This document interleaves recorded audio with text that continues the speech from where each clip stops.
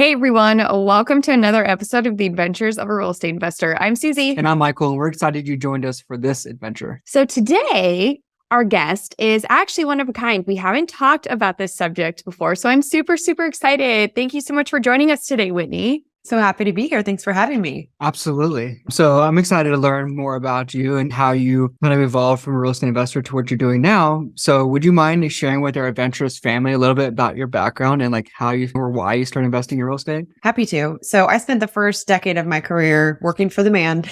I was in operations management and consulting.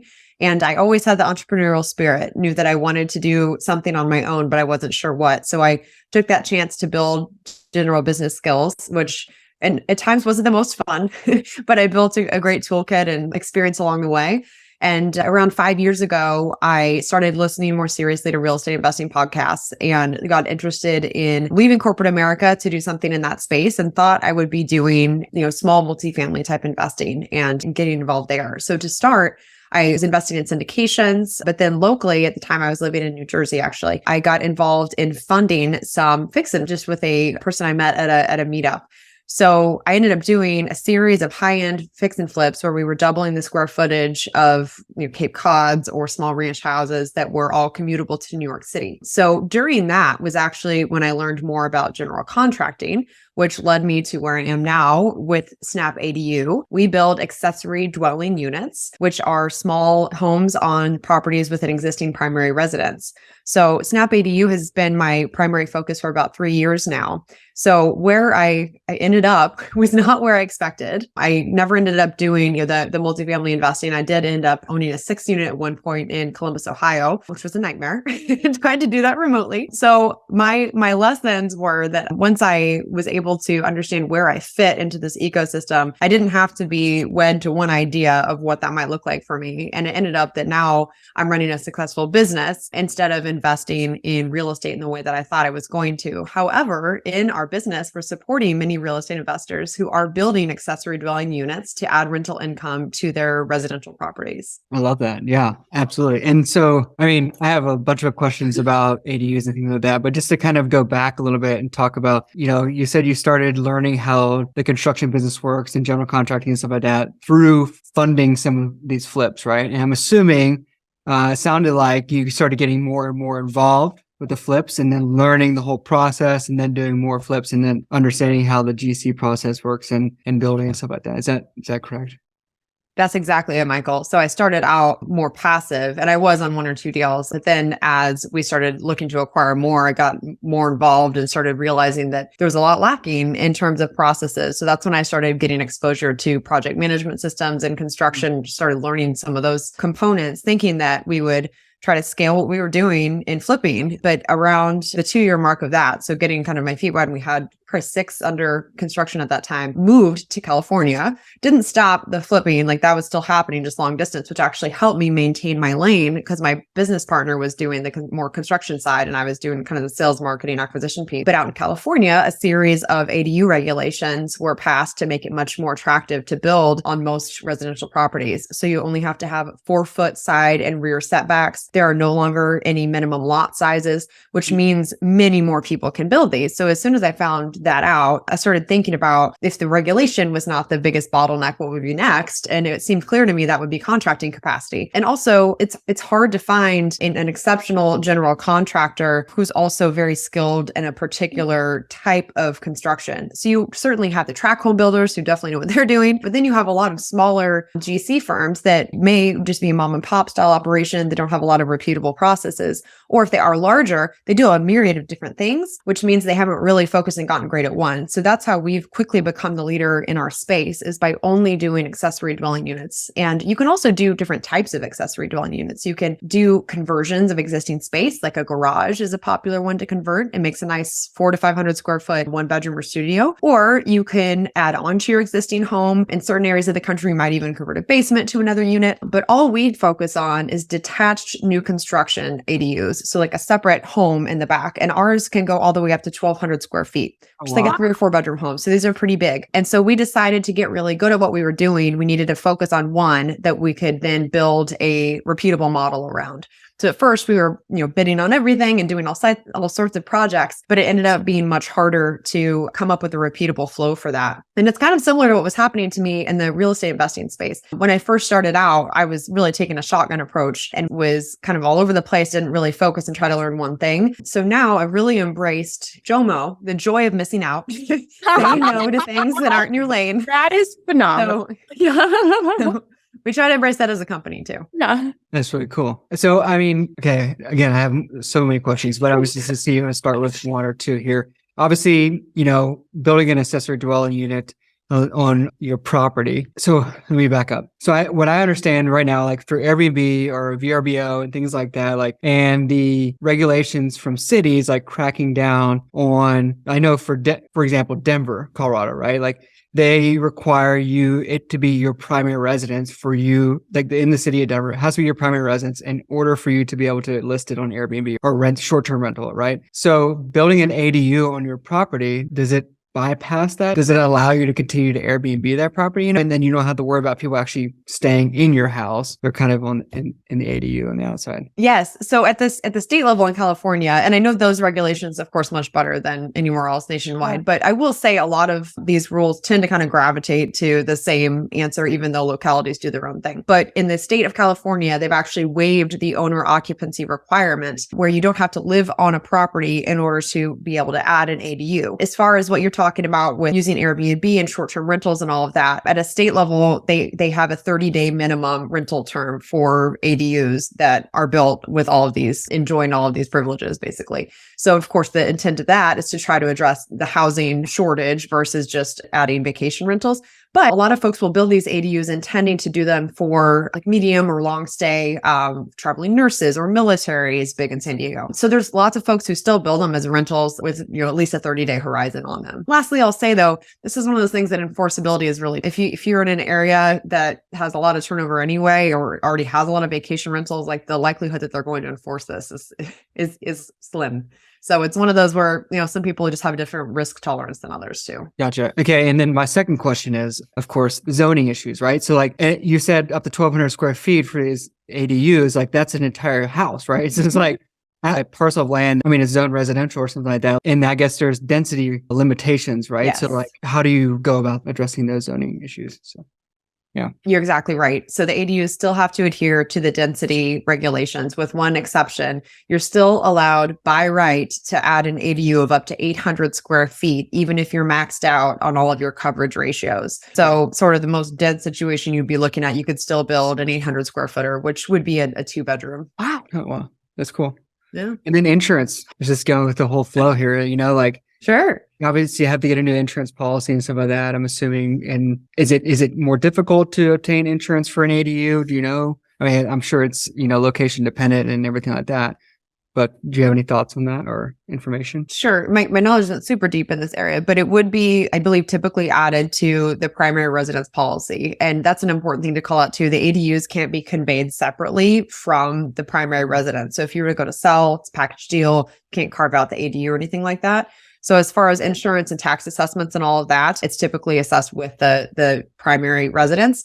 And on the topic of taxes, of course, out here in California, everybody wants to preserve their low tax rate. We have some interesting regulations that allow some really low taxes if you haven't turned over your. So these are handled in what's called a blended assessment, typically, where they will just look at the value of the ADU that you're adding, and you'll get taxed on that piece as like the additional on top of your existing. So they won't reassess the whole thing and like trigger higher taxes on your main home. Okay, cool. That was my next question. So I'm glad you answered that. I'm assuming, the assessment the county assessor is going to know that you're putting an ADU on there. You can't really skirt that because you have to file building permits and things like that, right? Exactly right. Yeah. It's not like just curious, do you have like prefabricated like ADUs that you just kind of move and place on the property, or do you build them in place? So we are a traditional stick build contractor. So we build them in place, but there are certainly modular options. We've explored that a few times as well. Why we have elected to be a stick built product is that given that you're dealing with all these unique property constraints on top of preferences of homeowners, we found that even with our library of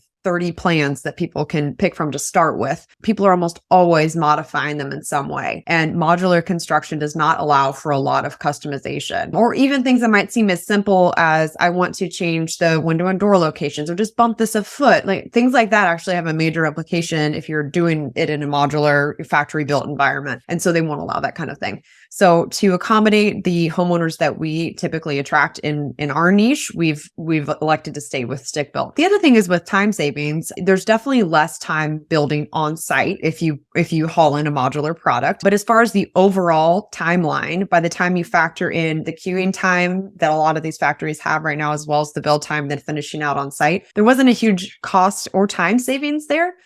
So we also just haven't found it compelling from that perspective. So we look at this every 6 to 12 months to make sure that, there's not something there for us yet, but that's why we've elected to be stick built. Gotcha.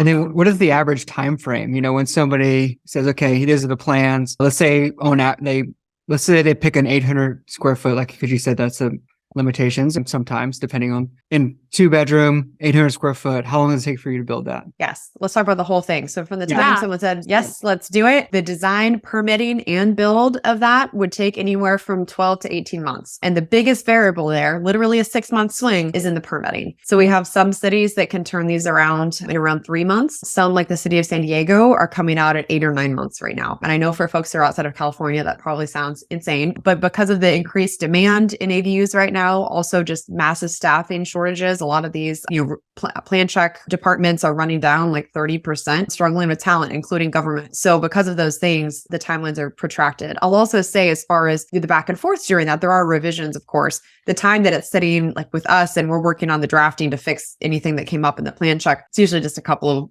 of weeks max. So the majority of that's just sitting in a queue, which is unfortunate. But the build itself is going to be between 5 to 7 months. So for a smaller unit, it's just single story, closer to 5. You have a complex site, we're doing grading or retaining walls. Or if you have a larger unit that requires a set of stairs and railings and other trades that wouldn't be there otherwise, that also might be a little closer to 6-7 months. You can build 2-story units too, which is kind of fun. That's cool. Yeah, that's a good point. Yeah, that's cool. I was going to ask, so what do your systems and processes look like with those variables? Because, you could potentially think that one takes 9 months, but it happens in 6, and one that could take 3 months could happen in 6. And then it's like, bam, now we have all these all at the same time. Oh, yes. You're heading an important problem, Susie. So that is why we've elected to be design, permit, build, because at least we can see it in our own systems coming down the pipeline. But for builders that don't operate that way, it's even more difficult because you just all of a sudden have this project in your lap. So we know roughly what the timelines are for each city. So we end up customizing our forecast by the jurisdiction that the property's in, as well as on the build out side, like how big that'll affect the timeline on the build side. So that allows us to be pretty close within a couple of weeks, I would say. And we're constantly adjusting that if we get more information, like, oh, we found out the city's queue is no longer backed up. Like, let's go change all of those that are in the same city. So we're constantly trying to do our best to forecast it. As far though as what other systems are in place, we've started in a project management system called Builder Trend. We started that 3 years ago when we launched Snap. And when we first did it, it was very like broad strokes, kind of just an abstract version of what this would look like to get it into a system. And as we've gone through, 50 builds at this point, we have just layered on lots more detail onto what needs to happen throughout that whole process. So now we have hundreds of checklists that are built in so that we don't forget anything. And anytime something changes, we go into our templates and modify that so that for our next project, we get it right. So that's the other reason that we like being design build, is that we can constantly feedback those learnings into what we're doing. Love that. Yeah. I do too. We do the exact same thing in our business too. Every time we close on another multifamily property, we say, hey, the lessons learned, and then we modify our checklist, right? So yeah, I think that's, if you want to be a successful entrepreneur, I think that's very important, Reflection. Completing reflection and then going back and making it better the next time for sure. You guys build nationwide? At this time, we actually just build in Greater San Diego. We've decided to really hone our processes locally. And the other problem with this is that contracting is a very regional business, because you're not dealing with, national subcontractors for electrical. In most cases, you're having to find local providers. So that's why the geographic expansion is not as attractive to us right now as deeper penetration of this market. Also, just knowing the jurisdictions that we serve 15 jurisdictions just in Greater San Diego, knowing those well, and also the recognition that you start to get from a marketing perspective with our job site signs, people being aware of our name, has helped us also to scale very quickly quickly. So for now, we're planning to focus where we are. Love it. Love it. Yeah. Cause that was my next question. If you're nationwide, how are you doing with the GC crews or the GC plus all the subcontractor crews and stuff like that? So yeah, absolutely. I totally agree that it's important to have a team local, right? Until you can actually move that team around. But if our listeners are out there and they're like, man, I really, want to build an ADU. I mean, can you serve people outside of San Diego or that area who may be interested in looking at your potential designs? You said 30 plus designs. Could they, hit you up and look at a design and get that and buy that design from you or something like that? You could certainly have a look at all of the designs. We put everything on our website. We are transparent almost to a fault. So you'll find all of our pricing information, all the different buckets of costs that you should be accounting for. And whether you're building that here or in LA or in San Francisco, all of that information is still going to translate. Small market differences for price. But if you're in one of these metropolitan areas on the West Coast, it's going to be comparable. As far as the plans, we don't sell them at this point just because we're so busy that we can only serve our own design build work. However, if you were to take one of those conceptual drawings from our site, would be happy for you to go build it in Denver. So you could certainly get a lot of insights just from our website, and we have an extensive blog on different topics that go deep on each of the different segments of what needs to happen during a project. So really, even though we wouldn't serve your area, there's a lot of just basic ADU information there that would be quite helpful. The other piece I would say is that we didn't talk about yet. If you have a multifamily property, there are ADUs that can be had there as well. You can convert existing space in multifamily, and it can be like, let's say you have a bunch of garage bays that you feel are being underutilized. Those could be converted into ADUs as well. And within some certain limits, there's not a huge cap on how many of those ADUs you can build. So it's limited by a percentage of how many units you already have. It's up to 25% of the existing units. That's how many ADUs you could convert from non-habitable space that's already there. So for multifamily investors, it's an interesting is to decide, could that laundry room or could that multi-purpose room be better served as another unit? And we don't do that kind of work because, again, we just do the detached units. The conversion and addition stuff is just very specific work, but there's definitely a lot of potential there as well. Yeah, absolutely. And one thing that we're actually doing, just for our listeners out there who have multifamily properties as well, and have extra land, like a lot of multifamily properties have extra land, building on that extra land is also possible. So like Susie and I are doing that on one of our properties. We're building 2 fourplexes, right? So it's because density requirements and things like that. So yeah, even if you own, multifamily, think about the extra land that you have. Can you build on it, right? Can you add value that way and through an ADU, adding an ADU or something like that. So yeah. What are you most excited about for Snap ADU right now? Ugh, all of it. We love what we're doing. I think coming from the background I did, where I worked for some of the best places to work for in the country, I know what good looks like. And so I can see the vision of where we want to go. And right now we're just 16 people, but we've developed a lot of these processes so quickly that I'm really excited to continue to build on. Sometimes we'll say, it felt in the beginning like we were building a rocket launcher to shoot a paper airplane.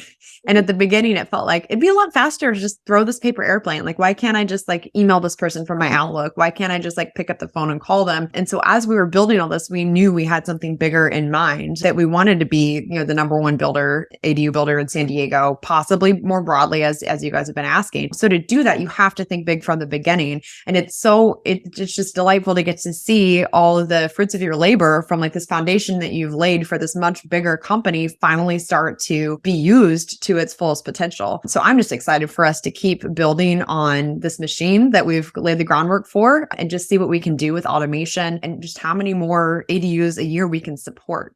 So we're excited for the growth. That's cool. Yeah, it's really cool. I like that. Thanks for sharing that. I do have one question. We've talked about taxes. We've talked about insurance. We talked about zoning requirements and permits and things like that. One thing we haven't talked about is lending. So yeah, who is typically funding these? Is it homeowners going out and to their mortgage servicers and saying, hey, can I get a construction loan to build this ADU, or are they funding it out of pocket and then maybe they refi the whole piece together? Is it typically two loans, on their primary and then this ADU, or is it wrapped together? Do you know? Everything you just mentioned are definitely versions we've seen. And prior to last spring, when interest rates started going up so high, even just a home equity line of credit was very popular because a lot of folks out here had equity. So that was an easy place to look for it. It's not really an option people want to do anymore because it's not a great exit strategy. They don't want to refi their 2% rate when it's going to be 7% when they refi the construction loan.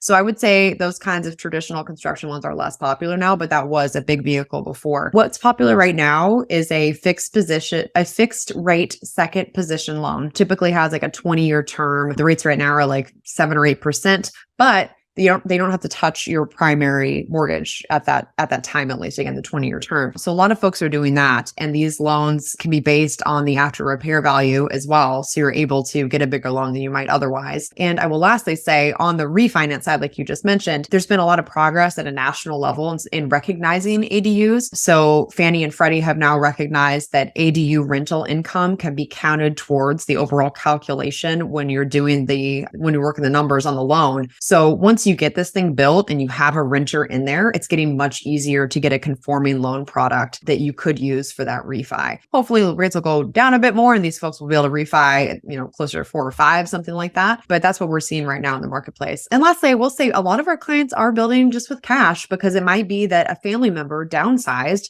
sold their and now has all this, they cash out on that equity. So they might even just come to it without needing financing, which is obviously easy for us. Those are great jobs. Yeah, because it's faster, right? So yeah, that's cool. I mean, I didn't know that about conventional Fannie Freddie loans. This is residential loans, and I'm just curious as well.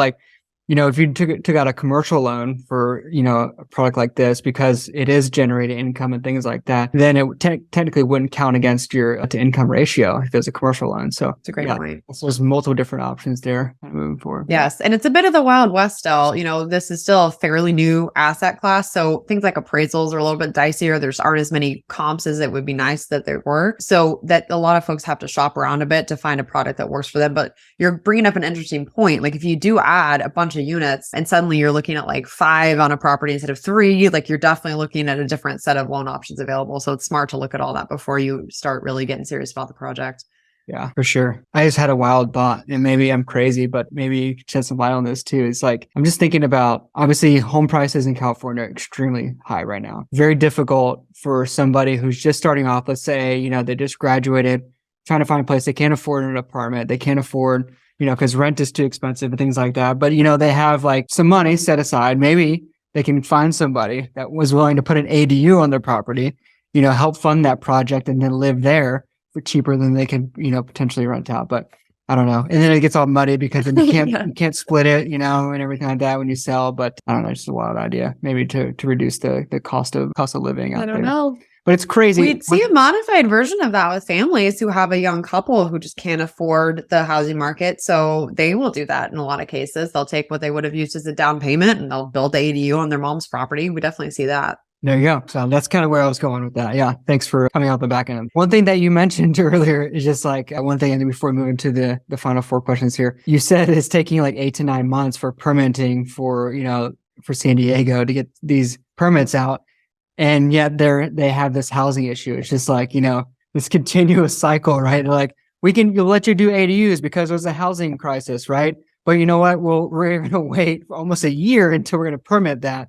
But we still have this housing crisis over here, right? But labor shortage. Yeah, labor shortage. It's just a mess. I don't know what the answer is to that, but yeah. Yes, it's a huge mess. And we didn't even talk about what those timelines then do to our contract prices, because folks would have agreed a year ago to build at X price. Construction costs increased 15%. 15% on a $400,000 project is a lot of money. So we ended up having last summer, we had to start doing 6-month price locks where we would commit to a number and just absorb whatever happened in those 6 months to give people the peace of mind to be able to move forward. Because it's a really scary time. It still is. It's still a crazy environment. So beyond all the stuff that you just mentioned with the cycle, there's also the whole business implications of it. So yeah. Yeah. I mean, doing some kind of price lock like that as well. I'm just thinking, I'm sure you had some kind of contingency fallout or something like that built into that as well. And maybe they agreed to that. And hey, say it's $400,000, it's going to cost you a price like that, but it ended up being $350,000 and you get that extra $50,000 back, right? Do you build in contingencies like that? We do. So when we do the price lock, we have already kind of factored in, this is how long we think it's going to take to build it. This is how much we think the warranty will be down the road. And all those factors are kind of baked into what we will sell it at. So we've kind of already done the math to make sure that the price will be able to be held for that long. So as far as like, do we add a buffer to these jobs that's like called a contingency line? We don't really do that actually. It's already baked in because again, a lot of their pricing's on our website.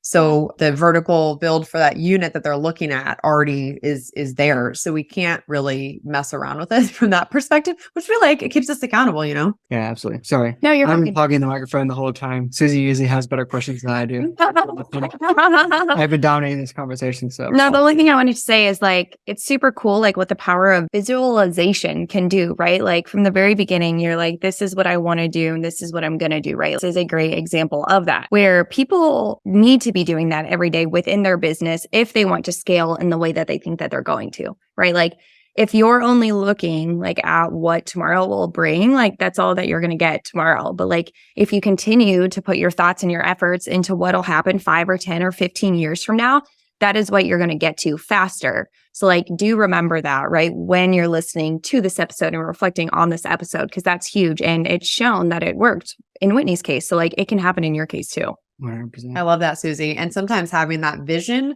is more important than even having the 5-year numbers plan. Because I think that's the world I came from with corporate. We always had your annual budgeting sessions and your goals and all that. It's important, but I think we have focused more on the qualitative part, the vision, we want to be the biggest builder, things that in San Diego, the things that our team can understand that are more tangible than some just like number on paper. So I completely agree with everything you're saying about the vision and just needing to have that. And it might take you places you hadn't expected too. Totally. I like that part. Yes. So it's been an awesome conversation. We still have 4 exploratory questions to ask you, Whitney. So if you're ready, we'll begin the questions. Let's do it. All right. So the first question we have for you is, where is one place you wish to travel to and why? Well, I've been on a national parks kick. So my next one, what I'm going to take the kids to is Yellowstone. I went there as a kid and it made a huge impression. So I'm excited to take my kids. How many have you been to? During the 2 years of COVID shutdown, we made it to like 14 of them because a lot are drivable from here. Yeah. Wow. That's cool. And that was working full time with kids. We like went weekend warrior style on it. That's awesome. That's really cool. I love it. Yeah, I do too. Yeah. Our second question is, what is one thing on your bucket list and how are you leveraging real estate investing to achieve it? Or business, entrepreneurship, however you want to word it. Yeah, I would say that one thing on my bucket list has always been to love what I'm doing and enjoy the people that I'm doing it with in a work environment. And for me, that is what we've built at Snap ADU, getting to take all the elements that we all enjoyed from our past experiences and infusing it into and really just questioning some of the models that were in place. And why can't we do it this way? Why can't we break the mold of what general contracting is? So for me, I'm getting to kind of live that already. That's cool. That's phenomenal. Thank you for that. Absolutely. So third question we have for you is, what is one piece of advice for someone who wants to start investing in real estate? Or let's say one piece of advice for someone who was thinking about putting ADU on their property. Let's change it up. Sure. Well, I'll answer your first one though. I think one piece of advice to folks in real estate investing is to pick something. Don't worry about picking the perfect something. Pick something and get really knowledgeable in it because you will be surprised at how quickly you can become a market leader as far as your understanding of that space. And if you take too broad of an approach, it's hard to get there quickly. And that's coming from someone who is a reformed, boil the ocean person who wanted to understand it all. It really is in specializing that I unlocked a lot of, I guess, the gnaws, so to speak. That's when you really can supercharge what you're doing. But as far as someone building an ADU, and one piece of advice there, make sure that you're understanding that all-in cost, that you're thinking about the important parts that are driving it, the site work, the actual build itself. A lot of people get very hung up on how much is the cost of plans or the things at the beginning of the build, but that's not where you're going to lose your shirt. If you misallocate your funds for all the expensive stuff with utilities and upgrading your electrical and all these other pieces that a lot of times get left to later in the process, that can be a huge watch out. So make sure to understand the all-in cost going in. Oh, and thank you for that because that's actually really great advice. Yeah. I appreciate that. Absolutely. So then our fourth and final question is, if you had unlimited resources available to you, how would you leave an impact? I would love to get to do more in the space of promoting women in construction. It's such an underrepresented group in the building world. And I would love to promote more trade and building careers in the early phases when people are thinking about those options. So I would love to be able to set up more mentoring opportunities, internships, if money and time were not an issue. No, I love that because we need more of it. Thank you. For sure. If our adventurous family wanted to reach out and learn more about you or to get a hold of Snap ADU, how would they do so? What's the best way to go about it? Yes, our best point of contact is our website, snapadu.com. We have a contact page where you can find all of our info there. You can also follow us on Instagram, snapadu. Perfect. Yay. Well, I'll make sure to include those in the show notes. But thank you, Whitney, for joining us today. It was really a pleasure, and I learned a lot. Michael is obviously thrilled. All the questions. Thank you again for joining us. It was so great to talk to you both. Thank you so much. Absolutely. So until next time, explore more, adventure awaits.